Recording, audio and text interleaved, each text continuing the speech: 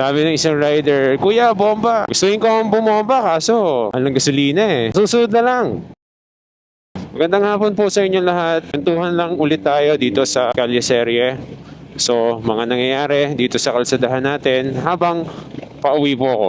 Ito na naman po ang advantage natin bilang motorista. Umiiwas sa traffic o binibit natin yung traffic.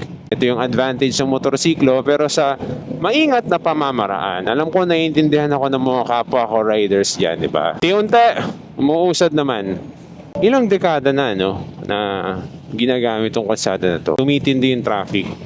Ano kaya ang pinaka-best solution para ma-lessen yung traffic situation dito? Since ang dami kasing road nag-i-intersect kung saan pumupunta yung mga sasakyan, ano kaya yung best way dyan? Sino kaya ang magaling na makakaisip para ma-lessen yung traffic dyan? May improvement for the past how many years, yes. Pero ano pa yung ibang pamamaraan, di ba?